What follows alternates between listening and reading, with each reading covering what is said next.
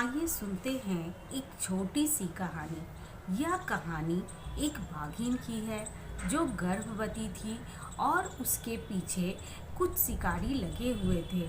वह अपनी जान बचाकर भागे जा रही थी। भागते भागते बहुत दूर निकल गई। अचानक उसे दर्द होने लगा और तभी उसने एक छोटे से बच्चे को जन्म दिया और उसी दौरान वो भागते भागते दूर निकल गई और बच्चा वहीं रह गया। तभी कुछ कुछ देर के बाद वहाँ भेड़ों का झुंड आया और वह बच्चे को वहाँ से भेड़ों ने अपनी जगह ले गया। अब वह बच्चा उन भेड़ों के साथ रहने लगा। उसी की तरह खाना पीना मिमियाना सब चीज़ हरकतें सीखने लगा। उस बच्चे को लगने लगा कि मैं भी इन सब में से एक हूँ। वह उन सब के साथ रहता, खाता, मस्ती करता और इसी तरह धीरे धीरे समय व्यतीत हो रहा था। धीरे धीरे वह बच्चा बड़ा होने लगा। उसने एक बात ध्यान दी कि वह इन सभी से अलग है, लेकिन भेड़े उसे अपना मानते, उसे अपने साथ रखते, अपने साथ खिलाते पिलाते। उसे कभी एहसास ही नहीं हुआ कि वह उन सब से अलग है। एक दिन अचानक शिकारी आए और भेड़े भागने लगी। भागते भागते वह बहुत दूर निकल गई। जब शिकारी ने शेर को देखा तो उल्टे पैर वो सब भाग गए। उसे कुछ समझ में नहीं आया। शेर सोचने लगा, मैं तो इन सब में से एक ही हूँ और शिकारी मुझे देखकर कैसे भाग गए। फिर वह अपने दोस्तों के साथ खेलने में लग गया। धीरे धीरे समय व्यतीत होने लगा।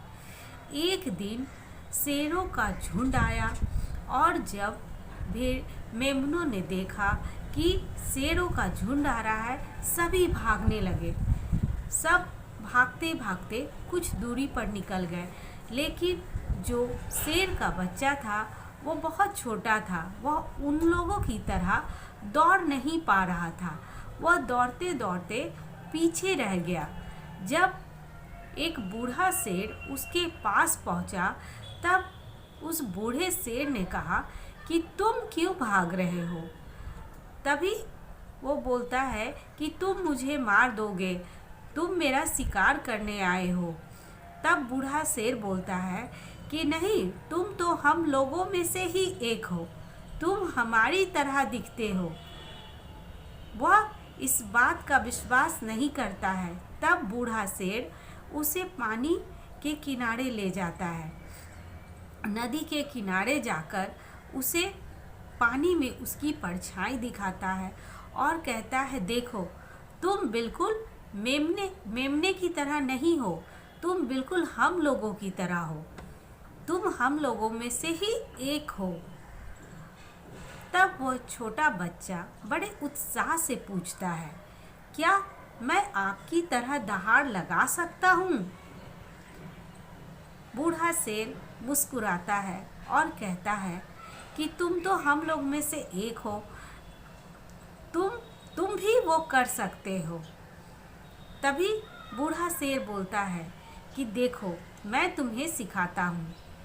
बूढ़ा शेर बहुत तेज आवाज़ लगाता है और पूरे जंगल में चारों तरफ आवाज़ गूंजती है।